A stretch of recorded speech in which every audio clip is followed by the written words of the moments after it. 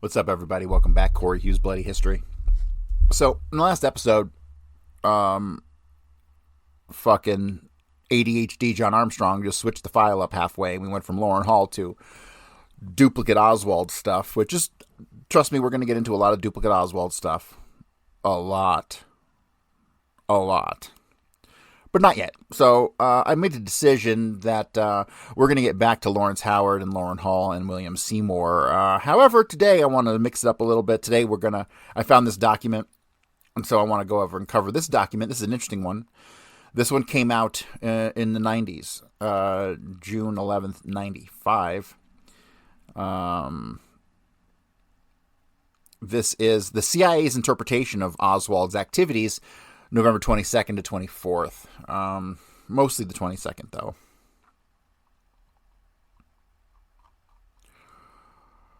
So starting at November 22nd, 1963, 7 a.m. It says continued, so there was something else here before, but not on this version. So it starts at 7 a.m. November 22nd. Oswald leaves his wedding ring at the Payne's residence, where Marina finds it after the police come in the afternoon. Marina says that this is the first time he's ever left it. Does Oswald give his USMC emblem ring to Detective Sims? So, remember, we can't believe a goddamn word that Marina says, right? She will tell us the truth about certain things, like Oswald's fluently speaking Russian, but you need corroboration for everything that comes out her fucking mouth because she's a lying cunt, right? So Oswald leaves the Payne's residence at 7 a.m., which is earlier than usual. Okay, so just to remind everybody, this is the official version of the CIA's interpretation of Oswald's day, and it does point out some inconsistencies. Okay, so, but this is the CIA's public interpretation, right? This isn't the real interpretation. This is the public interpretation. So we know this is going to have some fucking tomfoolery here. All right. And a lot of the stuff, they don't know this. They're just speculating. Marina says that Oswald has a small package with him. His lunch sack. When he leaves Mrs. Michael Payne's residence at Clay Shaw's trial, Marina says that she does not see Oswald leave. So, we have some contradiction with Marina Oswald here. Obviously, duh, because she's a lying cunt. She's going to have contradiction like crazy. On November 30th, Marina says that she does not know of anything that Oswald takes with him. She does not recognize the bag found on the 6th floor of the TSBD. On November 23rd, Oswald denies that he takes a package to work on November 22nd. So I need to reiterate this. I am of the absolute 100% firm fucking belief that we don't have a goddamn word what Oswald said about anything after his arrest, okay? Unless it was, like I said, if it was not on film, we don't know that it actually happened. So here when it says on November 23rd, Oswald denies he took a package to work. If that is allegedly from his interrogation, we can trust nothing from the interrogation. Nothing from the interrogation, because we're supposed to trust the word of a bunch of fucking liars and conspirators. So no, we don't know that Oswald denied anything. 7:10 a.m., Mrs. Randall, that's Linnie Mae Randall, that's Buell Frazier's sister, who's also another lying cunt. She sees Lee Harvey Oswald with 2 foot or over package in a wrapped in brown paper with some weight to it. She watches him put it in Frazier's car. Lee Harvey Oswald comes to the window and waves, and Frazier leaves. I don't believe this story at all. 7:10 to 7:15, Mrs. Randall, Wesley Frazier's sister, with whom Frazier lives, sees Oswald approach the Randall residence in a light brown or tan shirt. Oswald is carrying a long package. On 12/1, Mrs. Randall says it is about 27 inches long. On November 22nd, Mrs. Randall says it approximately 3 foot by 6 inches. And she does not mention a jacket. It says no jacket? Question, exclamation, twice. 7:20 a.m., Wesley Frazier sees Oswald look in the Randall's kitchen window. 7:20 a.m., Marina sees no sign of Oswald having breakfast in the Payne's kitchen. Oswald puts a package on the back seat of Frazier's car, and Frazier indicates that the package is 2 foot long. On 12/1, Frazier indicates that the package is about 27 inches long. Oswald calls this package curtain rods. Frazier says sack is like one coming from 5 and 10 cent stores. Frazier and Mrs. Randall testify that the package is about 28 inches long. That's from the Washington Post on December 1st. Michael Payne estimates the length of the blanket bundle in the garage as 37 inches long. Also 37 and a half inches long. And he thinks the rifle in one piece.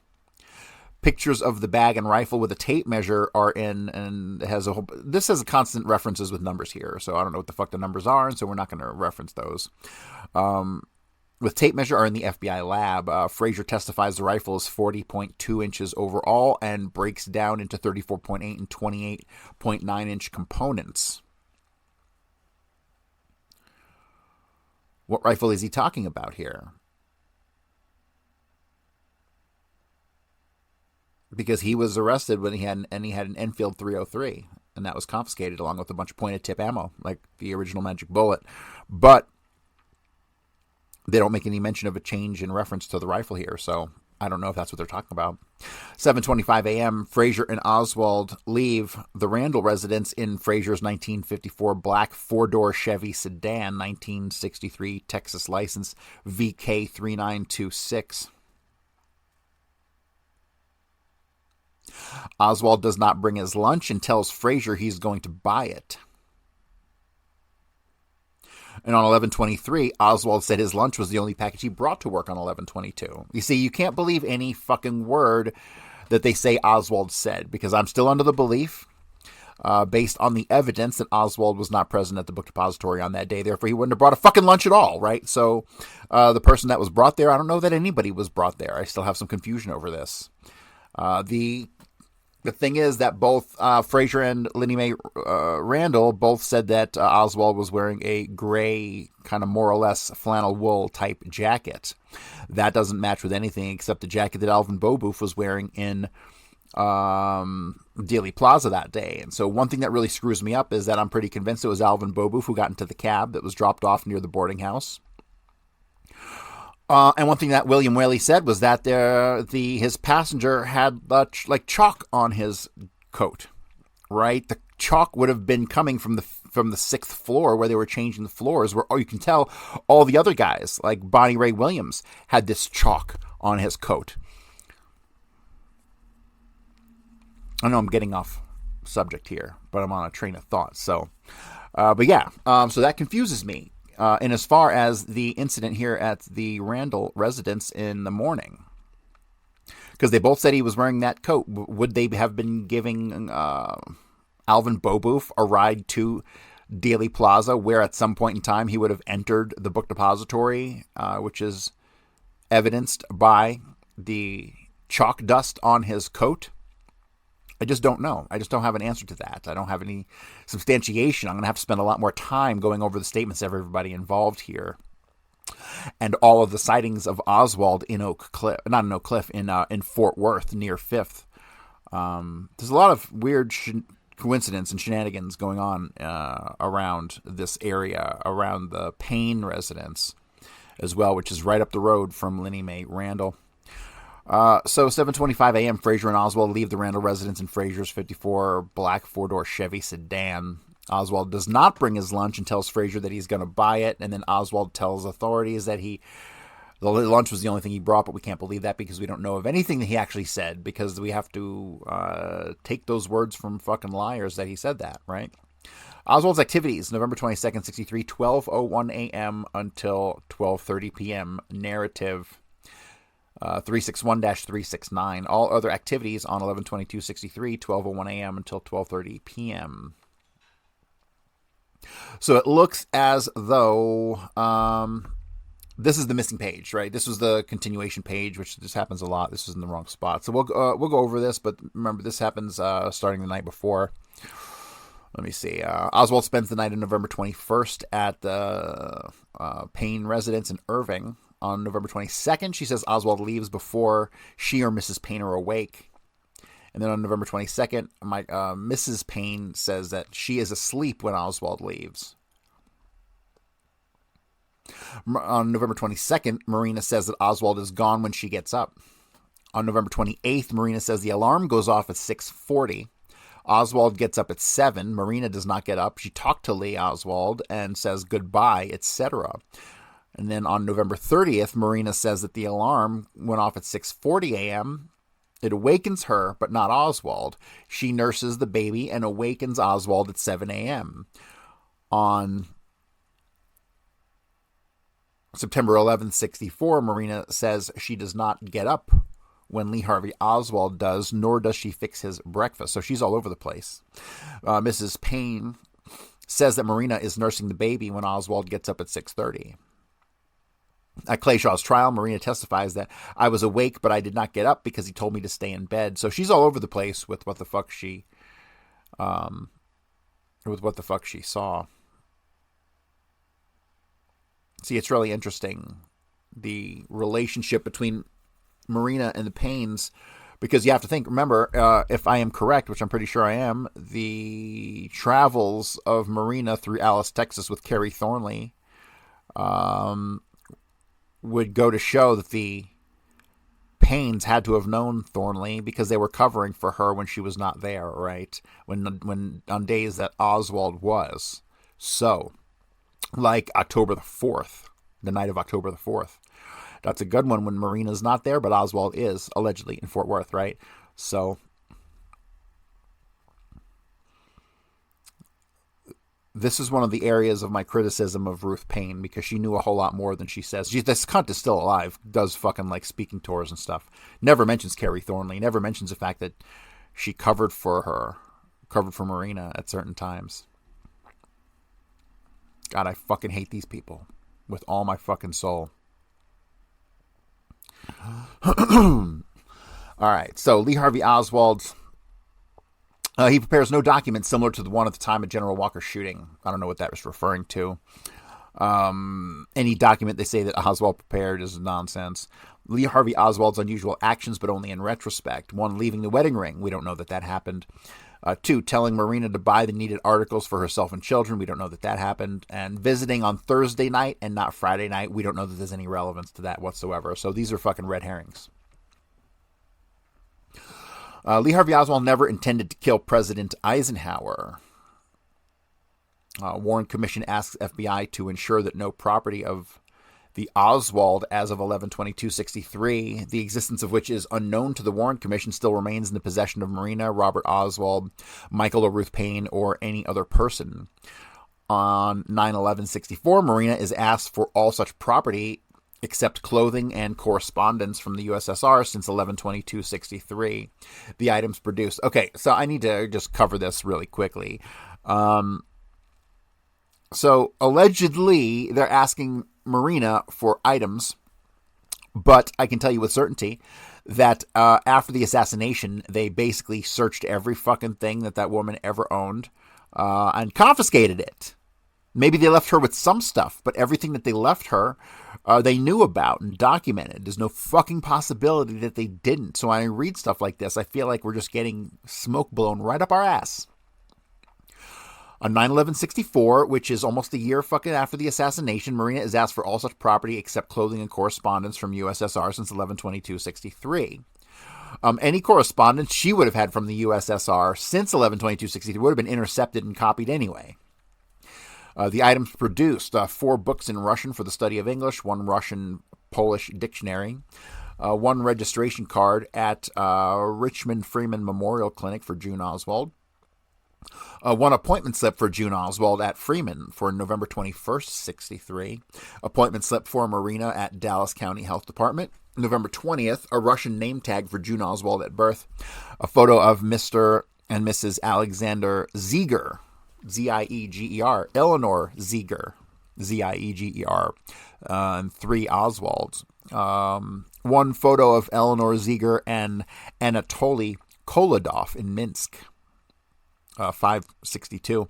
Marina received no correspondence from Russia after November 22nd, 63, other than that furnished the FBI. All right. Moving on. Evidence. Number 435. Oswald's activities. Let me see. Is this another fucking duplication? Of course it is. These fucking retards can't get their goddamn notes straight. Okay. So here we are. More with the itemization of things in Marina's possession. Photo of Eleanor Ziegler and Anatoly Koladov in Minsk. Oswald leaves his wedding ring at Mrs. Payne's residence, where Marina finds it after the police come in the afternoon. Oh, that's significant, isn't it? So they're saying that it's significant that he left the wedding ring. However, Oswald leaves his wedding ring at Mrs. Payne's residence, where Marina finds it after the police come in the afternoon. So she doesn't find it till after the police come. Couldn't it be that the police fucking planted it to make it look as though he left it, right? No. Marina says that this is the first time that he's ever left it.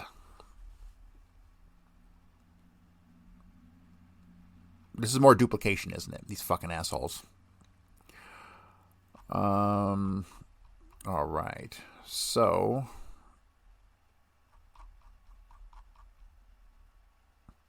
on November 22, Oswald tells Captain Fritz that he ate a cheese sandwich and an apple, which he brought as a lunch from Mrs. Payne's house. Okay, so remember, we can't believe anything that they're telling us about what Oswald allegedly said. Oswald tells Fraser that he will not be riding to Irving with Fraser this afternoon. That's complete fiction also. If he did go, which he didn't, he would have had to gone back there. Especially since he left a bunch of his stuff there, right? You see, they come up with this fucking story after the fact. It doesn't make any sense. Contradicts itself. We might be nitpicking, but I don't care. That's what I do. So Oswald tells Fraser he will not be riding to Irving with Fraser this afternoon. They arrive at the depository at 7:55 a.m. After leaving the car in the parking lot, Oswald carries the package in his right hand with the other end in his armpit. Okay, remember, this is where we then have the testimony of Ed Shields, who contradicts that. Contradicts the idea that Oswald would have walked in with a package under his arm from the railroad yards. And we'll cover that another time. On November 22nd, Marina says Oswald did not return to Irving this day. Well, duh. November 22nd, 1963, Friday, 8 a.m. On November 23rd, Texas School Book Depository Superintendent Roy Truly says that the depository itself has 19 employees, with Oswald being a temporary employee. You see, that's kind of funny because Oswald was not a temporary employee starting on October 16th when he allegedly started working there, where he has 6 weeks of perfect attendance, allegedly. The payroll record, which is also the attendance record at the TSBD, is inaccurate. Oswald is listed as Leslie Oswald. Interesting. Oswald is listed as Leslie Oswald. Oswald is credited for 8 hours work every day, including 11/22. Interesting, right? See, these are just fake records. Frankie Kaiser, a Texas School Book Depository employee who lives in a trailer court at 5230 West Ledbetter, Redbird Trailer Park. And in parentheses, it says a good one. Tippett's district, is absent from the TSBD on Thursday and Friday with a toothache. At the time of the assassination, he is at the Baylor Dental School.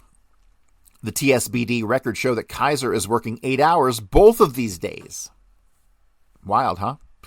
The Texas School Book Deposit. That's what. Here, let me see if I can clarify this. This is what happens when you fake records after the fact. When years later you go back to fake records, or even days or weeks or months later, and you forget who the fuck was doing what, right?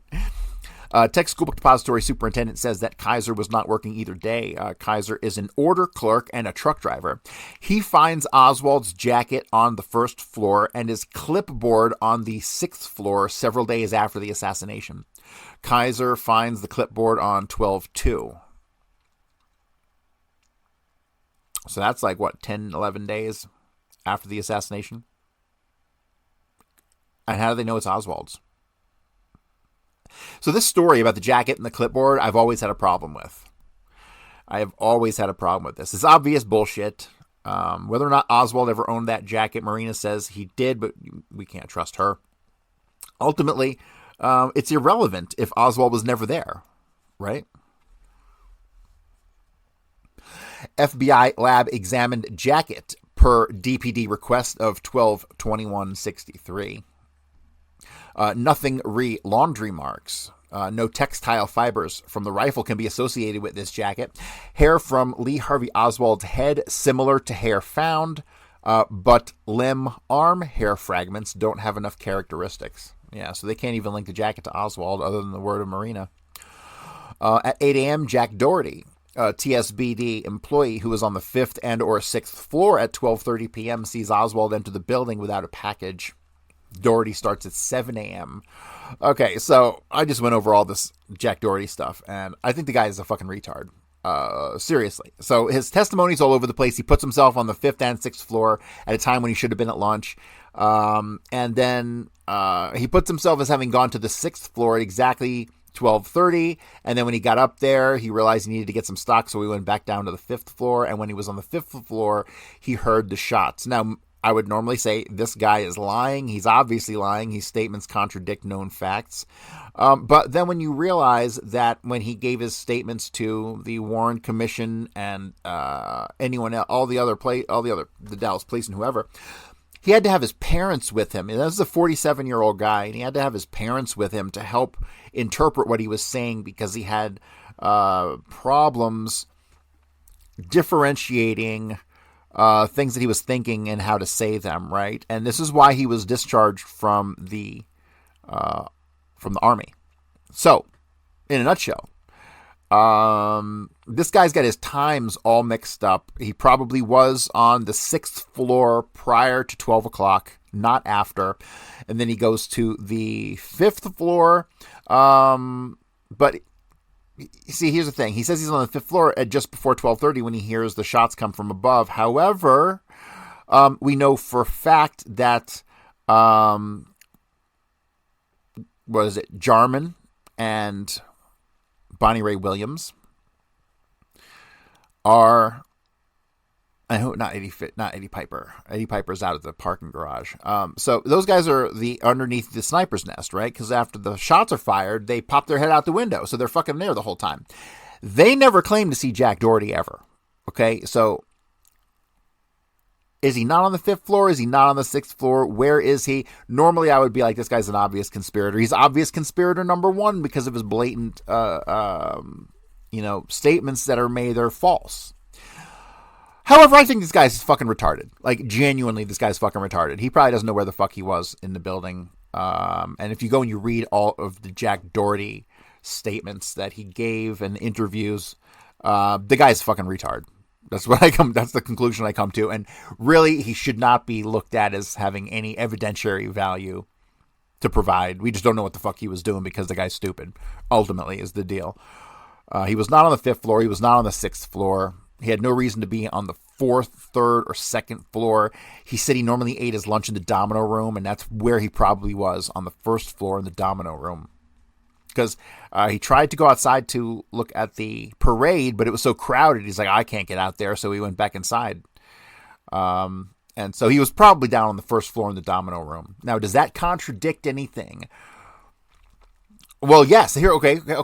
So let's walk through this. So if he's downstairs in the 1st floor in the domino room eating his lunch, because that's where he always ate his lunch, and he was probably confused about the time. We have Carolyn Arnold, who between 12:15 and 12:25 is allegedly seeing Oswald first on the 2nd floor lunchroom, sitting down in a booth, and then she says she sees him on the 1st floor near the exit, right? And this happens between 12:15 and 12:25. We're not sure because she's a lying cunt also, and her statements don't match up on when she left the building.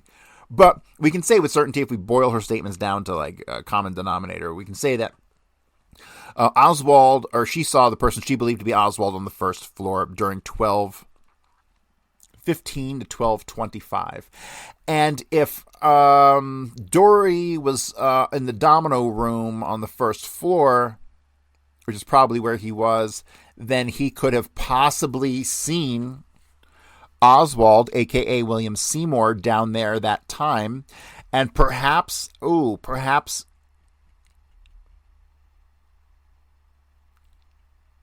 his statements would put, allegedly, Oswald outside of the location of the sniper's nest at the time.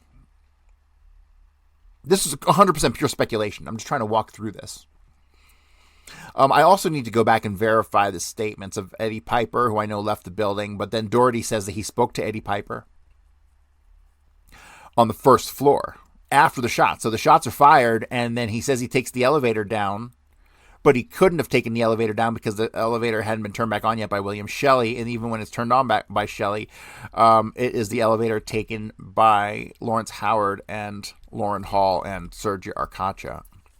So, yeah, so Doherty's statements are all fucked up, right? But the dude's a retard, and I don't put too much too much weight behind his statements in as far as providing anything evidentiary. So, well, I wasn't planning on doing Jack Doherty today, but there we go. That was Jack Doherty in a nutshell. Oswald, at 8 a.m., Oswald enters the TSBD and places his blue jacket on the sill of the easternmost window on the north wall of the first floor domino room. Frankie Kaiser finds it here several days later. Okay, so this is the first time that we have a reference of Oswald bringing a jacket to work that day, other than the statements made by Buell Frazier and his sister Linnie Mae Randall, who say that he's wearing a gray, more or less flannel wool type jacket. Okay, but then when you look at this blue jacket, when you see pictures of this blue jacket, it's not a gray, more or less flannel wool type jacket. So we have some contradiction there still. And then obviously we're back to if Frazier didn't drive anyone to work that day, he didn't bring a fucking jacket, right? So this is all like going through the motions of a Hollywood script almost. On December 19th, Marina recognizes this jacket as Oswald's blue one. Yeah, bullshit. Remember, she's a lying cunt. At 8 a.m., Superintendent Truly sees Oswald in the building. Obviously, he's talking about William Seymour at this point, so if he's telling the truth. 8 o'clock, Danny Ark sees Oswald. So everyone's starting to see Oswald about 8 o'clock. And this is, okay, so this is what I'm guessing happened. That he didn't drive anyone to work that day. And that William Seymour caught a ride to work from North Oak Cliff, where he was staying at a safe house up there, probably. And so I think I can confidently say William Seymour was in the building by 8 o'clock, and that's why the whole thing with Ed Shields happened, right? Because Frazier didn't bring anybody to fucking work, and so then William Seymour had to have entered the building through the front door, and that's why Buell Frazier should have said or could have said or did say that he dropped his rider off in front. So that's just kind of loose, but it makes sense if he would had to have come up with something to cover for the fact that he didn't drive William Seymour to work that day because William Seymour caught his own ride. On 12/19, Marina recognizes this jacket as Oswald's blue one. Yeah, whatever. Everyone sees Oswald at the building at 8 o'clock. Between 8:05 and 9 o'clock, James Jr. Jarman, a checker on the first floor, sees Oswald on the first floor. Jarman is a colored employee. That means he's black, in case you didn't know how to interpret 1960s speech. On November 24th, Jarman says he sees Lee Harvey Oswald on the first floor at 8:15 a.m. Now, I'm convinced all sightings of Oswald at this point are now William Seymour. 8:30 a.m., William Frazier sees Oswald working in the book depository. Okay, gotcha. So he doesn't see him for that 30 minutes, but neither of them are up on the 6th floor. Interesting. Where are they this whole time? There's going to be a lot of contradiction because if Oswald isn't there and William Seymour is there, then you're going to have some discrepancy. November 22nd, 63, Friday, 9 a.m. Between 9:30 and 10 a.m., Oswald asks James Jr. Jarman about the presidential motorcade route.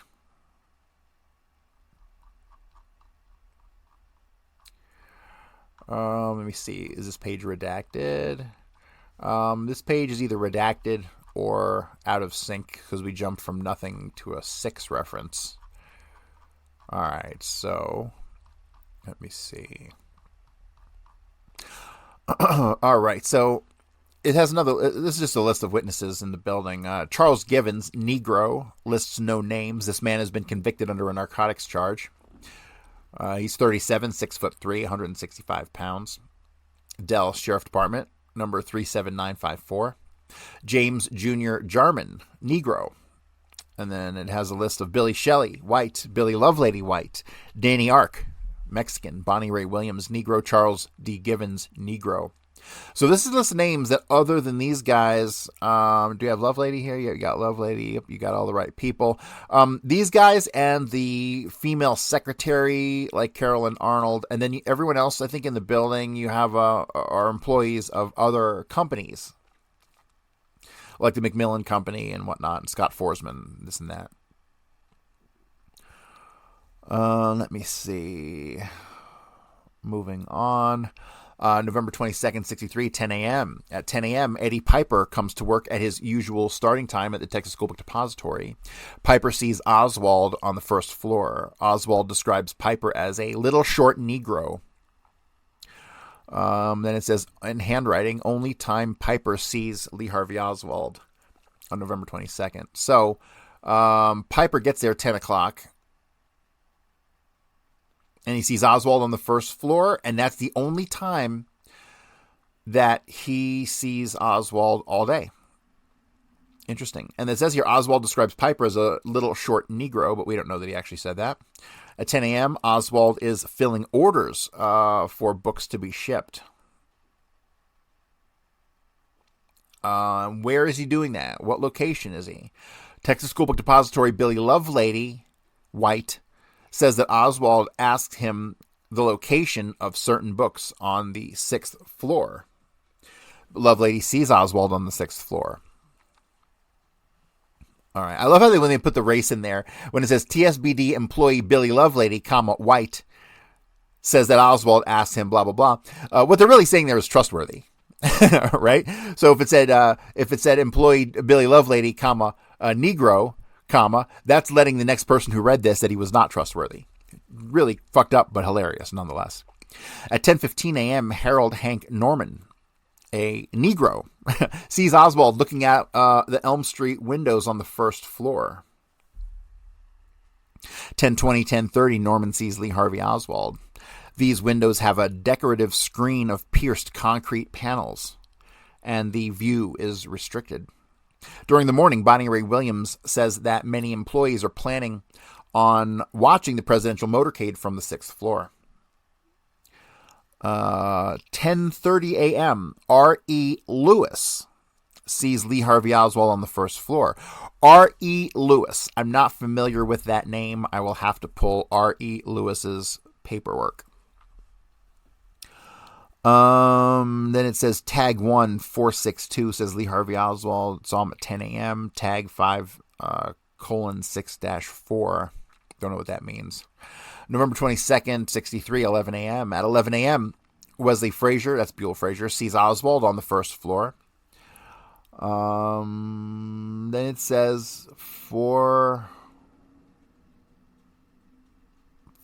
can't tell what that word is. First time? 11 a.m., Danny Ark sees Oswald with a piece of paper on the 6th floor. At 11 a.m., Jack Doherty sees Oswald on the 6th floor getting books. Doherty says he does not see Lee Harvey Oswald afterwards. At 11:30 a.m., Oswald eats lunch with Negro TSBD employee Eddie Piper and James Jr. Jarman on the first floor. Cheese, bread, fruit, and apples. That's interesting because I thought that Eddie Piper left. I thought Eddie Piper left to go to the parking lot. But we'll get to that. Could it be Harold Norman instead of Eddie Piper?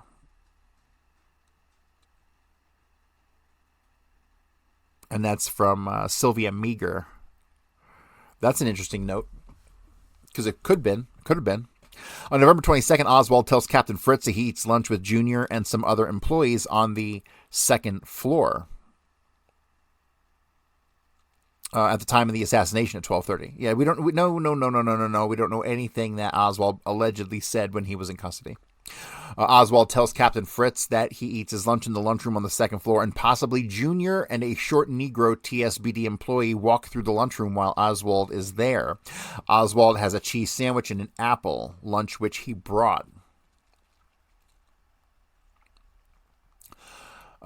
He brought from the Payne residence. Oswald tells Captain Fritz, according to FBI agent Hosty, that he eats his lunch on the first floor and is still there at 12:30. We don't know any of that. These people are fucking liars. We can't believe a single word of what they said Oswald said.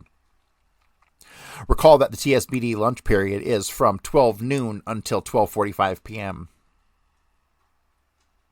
At 11:45 a.m., James Jr. Jarman, a Negro, says that all workers on the 6th floor, including himself, leave and are out on the street by noon. That I fucking believe, 100%. So you have some major obfuscation over Bonnie Ray Williams and where Bonnie Ray Williams was until 12:10, 12:15 before going to the first floor, getting his lunch, and then going back up to eat his lunch.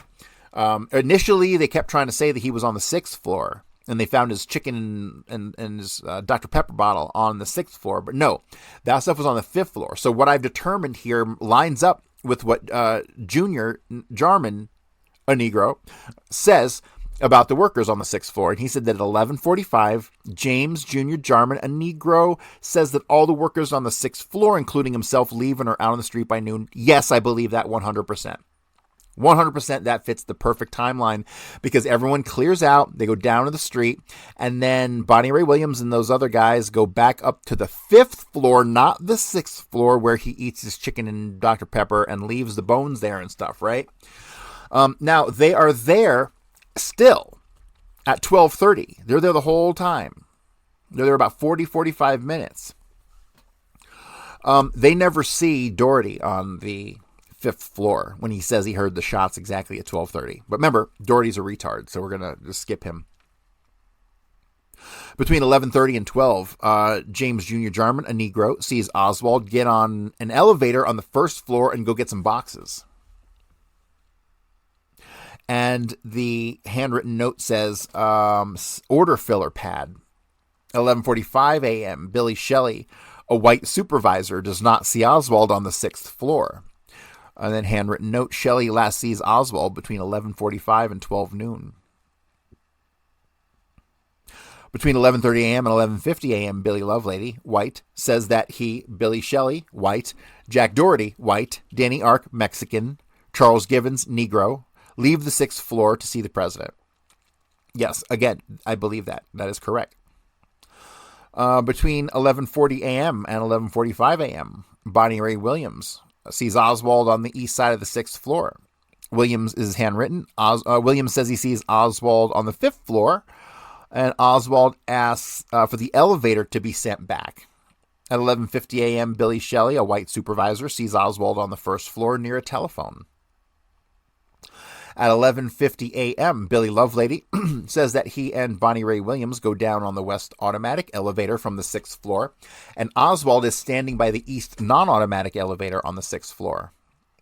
On November 22nd, Lovelady at 11:50 a.m. says Givens, Ark, and another Negro male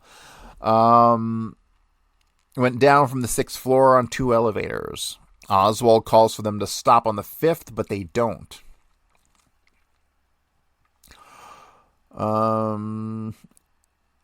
At 11, and this part's missing, it looks like it was redacted, something a.m., between 11:30 and 11:50, Bonnie Ray Williams says that he and Charles Givens, a TSBD employee who is a narcotics ex-convict, go down from the 6th floor on the east non-automatic elevator. Williams sees Oswald on the 5th floor. So this is like 11:40, 45, something like that. 11:30, Charles Givens says he went downstairs to the bathroom. At 11:45, Charles D. Givens, a Negro TSBD employee who is a narcotics ex-convict, says that he, Bonnie Ray Williams, Danny Ark, and Billy Lovelady are on an elevator going down from the 6th floor when they pass Oswald on the 5th floor. Between 11:40 and 11:50 a.m., Danny Ark sees Oswald on the 5th floor. At 11:55 a.m., Danny Ark says that he, Bonnie Ray Williams, and Billy Lovelady race down on the east non-automatic elevator. Ark thinks that Oswald is on the 5th floor. So I think we can pretty well establish that around 11:50-ish, Billy Seymour is on the 5th floor, where he's being identified as Oswald. Shortly before noon, Jack Doherty sees Oswald on the 6th floor. Yeah, we have no reason to believe that at all. At 11:55 a.m., Charles Givens takes the east non-automatic elevator to the 6th floor to get his cigarettes. Givens sees Oswald on the 6th floor, walking northward toward the wall that the elevators adjoin, 30 to 40 feet north of the building's south wall along Elm Street, and 10 foot west of the building's east wall along Houston Street, with a clipboard in his hand. Inspector Holmes' report of November 24th, 63, Oswald interview at lunchtime. Colored fellow invited Oswald to go with him. Oswald said, yeah, you go on down and just send the elevator back up and I'll join you in a few minutes. Givens on November 22nd says the exchange is at 11:30. Givens asks Oswald if he's going to lunch. Oswald says, no, close the gate on the west automatic elevator. Or not now, just send the elevator back up. When Givens returns to the 1st floor on the east non-automatic elevator, the west automatic elevator is not there. Billy Shelley says rolling reader boxes used to conceal Oswald's position were half building width away from their correct position. At 11:50 a.m., Bonnie Ray Williams says that he gets a Dr. Pepper and takes the east non-automatic elevator to the 6th floor, where he sits down by the 3rd set of 2 windows on the south building wall, Elm. Continuing from the east building, Houston, William ate some chicken and drinks the Dr. Pepper. On January 8th, 64, Williams says he eats on the 6th, goes to the 5th at 12:05. That is the rewriting of history right there. He never went to the 6th floor. He went to the 5th floor. He did not go to the 6th and relocate. It is impossible for him to have gone to the 6th and relocated. He went up to the 5th floor prior to 12 o'clock and stayed there. As no one else comes up, it is so quiet, Williams puts the empty bottle down by the cart and goes down to the 5th floor, where he finds Harold Hank Norman and James Jr. Jarman. Okay, there's errors here because he says they're saying that he put the Dr. Pepper bottle down on the 6th floor. Not possible. They found his bag of bones and the bottle on the 5th floor. So this is wrong. There's no evidence at all he went to the 6th fucking floor. None at all. It says check CE 2003, meager 40. Williams goes to the 6th floor, stays 3 minutes, and then goes down to the 5th and heard 2 shots overhead. Okay, so if he did go to the 6th floor, which I don't see why he did, he would have gone up there and saw that there was nobody there and gone back down again. But right at 12 o'clock, is that possible for him to have done it from, let's say, 12 to 12:05? Is it possible for Bonnie Ray Williams to have done this? Who else would have allegedly been on the 6th floor at that time? Nobody, right? Nobody. And we don't know that the assassins made their way into the building until 12:10 to 12:15. So we have a gap here. But based on the information here, Bonnie Ray Williams went to the 6th floor. Nobody was there, and they went back down to the 5th floor. But that is not what he says in his initial statements to the sheriff and the Dallas police. He says he took the elevator to the 1st floor and then went up to the 5th floor and stayed there. The reference for that's in my book, and it's at the Texas Portal.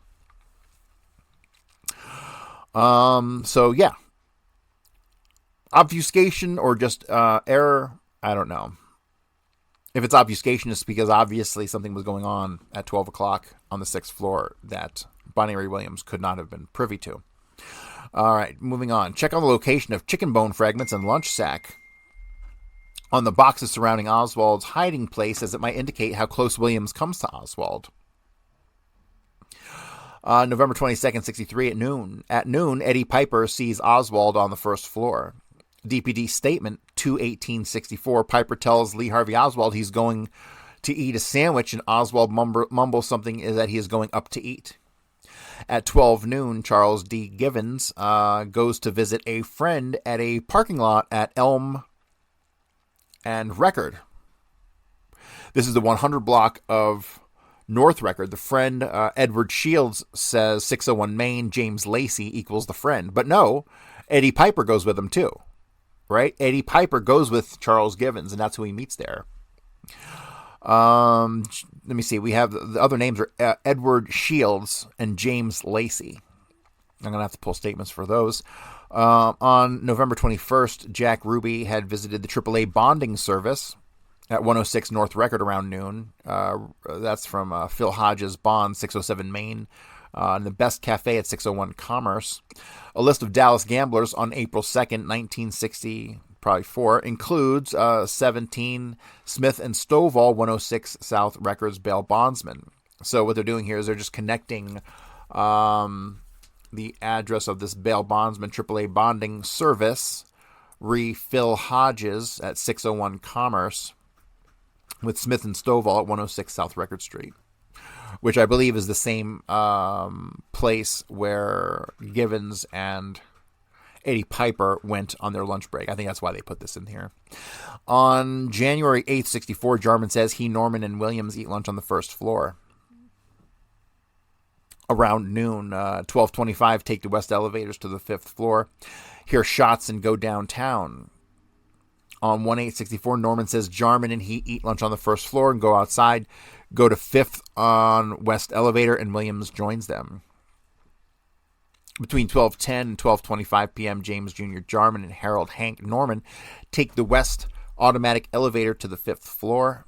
They see the east non-automatic elevator at the 6th floor. 12:10/12:25 would indicate Williams came down at 12:15. Bonnie Ray Williams says that James Jr. Jarman and Harold Hank Norman have already reached the 5th floor on the west automatic elevator when he comes down from the 6th floor on the east non-automatic elevator at 12:05. Okay, so they are on the 6th floor, and this is what I'm gathering. Okay, at about 11:45, everybody's leaving from the 6th floor. Who was it? Norman goes back up to get his cigarettes, right? But other than that, nobody's up there at 12 o'clock. Bonnie Ray Williams might have gone back up there and seen that nobody was there because he went to the wrong floor and then went back down to the 5th floor. But this happened at a time period beginning around 11:45 where they slacked off from putting the floor down about 15 minutes early. And then they did whatever they did, got their lunches, bought lunches, whoever knows, who cares. And then by 12:05, they were all back up on the 5th floor. That's what I'm gathering with this timeline here. Moving on, 12:10 p.m. Central equals 10:10 a.m. Pacific. 2 experiences, 6 years. Telephone operators on a toll call line servicing 12,000 phones in Oxnard, California report. 1, the voice of a middle-aged woman. 2, at 10:07, 10:08 a.m., quote, the president is going to die at 10:10. That's 12:10 Central Time. 3, this said so rapidly that it might have been read, quote, the Supreme Court, there's going to be a fire in all the windows. The government is going up in flames, quote. 4, named 12 courts in order of importance, starting with the Supreme Court to probate court and juvenile court. 5, quote, the president is going to die at 10:30. 6, courts again mentioned. 7, quote, the government takes over everything, lock, stock, and barrel, quote. 8, one of the operators heard, quote, thermostat, rheostat, heostat, end quote. 9, it lasted 10 to 15 minutes. Operators switched to other calls. This caller was never connected to anyone else. At one time, when operator offered help, the voice said, please get off the line. I'm using the phone. This was a party line. Legacy of Doubt, page 234, says Bobby Kennedy, very curious about the call and investigated Oxnard 52868. Call from Oxnard, Camarillo area, 50 miles north of Los Angeles. At 12:10 p.m., TSBD President Kaysen leaves the building to go home. Okay, I need to pull every goddamn document that's got this guy Kaysen on here, because he's allegedly one of the president of the book depository. I never heard of the fucking guy before, like yesterday, and he's there until 12:10, and then he fucking leaves about the time that he probably would have let the assassins in the building. Something's up with this. I don't know how the fuck I went so long and never heard of this guy before. So this Kaysen guy, I need to pull every single thing on him, including statements, and I've never seen a statement from him. 12:15 p.m., Mrs. R.E. Carolyn Arnold tells FBI on 11/26 that Oswald was in the hallway between the front door and double doors a few minutes before 12:15. Yes, I believe that. On 11/22, Jack Doherty says that he works on the 6th floor until noon, then goes to the 1st floor to eat his lunch. At 12:45 p.m., Doherty goes back to work and is on the 5th floor getting some stock when he hears the shots. This is where Doherty's timing is all off. Because he's retarded, not because he's lying. And then it says 12:15, Lee Harvey Oswald seen on the 5th floor. At 12, and this part's redacted, something between 12:15, 12:20, Jack Doherty goes back to work on the 6th floor. Oh, between 12:20 and 12:30, Jack Doherty goes back to work on the 6th floor. Indicates that Doherty calls the West automatic elevator down from the 5th floor and returns it to the 6th floor. We don't know. We can't believe that. We don't know what Jack Doherty did because he's a little retarded. So between 12:15 and 12:20, Danny Ark assists an old man with kidney trouble to the men's room on the west side of the 2nd floor of the Texas School Book Depository. This is an interesting incident. He sees him leave in a black car. Ark describes him on 11/22 as a real old man in an old brown suit and Western type hat. Ark sees him leave the book depository and drive off in an old black Buick. The old man is in the textbook depository after lunch, but not carrying anything in his hands. Weird stuff. The superintendent truly says that normal lunch periods from 12 to 12:45. However, as Doherty comes in an hour earlier than other employees in the morning, perhaps his lunch period is different. That could account for why he went back to work early. Jack Doherty takes the West automatic elevator on the 6th floor and goes to the 5th floor, where he is about 10 foot from the elevator when he hears something that he thinks is backfire, is a shot overheard. Yeah, Jack Doherty and his timing is all messed up. We can't really put too much faith in what he has to say. White male, 28, shallow complexion, foreign appearance, very prominent nose, goes to Anderson Studios, Cedar Springs and Harwood, and asks to make a long-distance call to Indiana. Leaves without completing the call, nervous, just as reports of shooting came in. Interesting. From Reliable, W.D. Sanders. Geneva Hine, the only employee in the TSBD 2nd floor office, says the power went off and phones went dead in the Texas School Book Depository as pilot car of motorcade approached the Texas School Book Depository. Yes, because we have William Shelley killing the power to the building at exactly 12:29 p.m.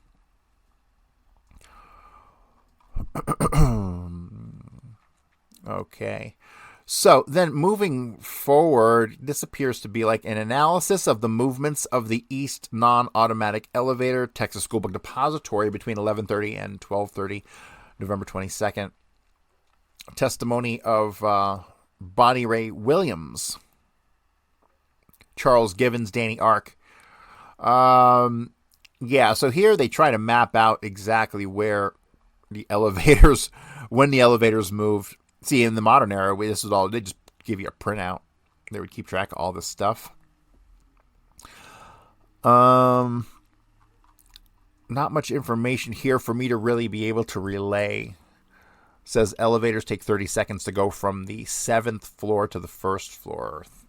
According to Billy Lovelady, riding the elevator would have to spend 1 minute and 54 seconds. The front door on the stairs, 1 minute and 45 seconds. Okay, that would be to get from the stairs to the elevator to the top floor and back down again. So, and that, ladies and gentlemen, is the end of this document. And interesting stuff. A nice little break from the tedious work that is New Orleans that we've been on. But that's going to do it for today. And so tune in tomorrow. We're going to get back to a file on Lawrence Howard, which really has more to do with Lauren Hall. And it's going to come from the John Armstrong collection. And that's going to do it, ladies and gentlemen. I have a handful of hardcover books available. They're $75 a piece, shipped and signed. Hit me up if you are interested in one of those. And that's going to do it. And I'll see you guys tomorrow.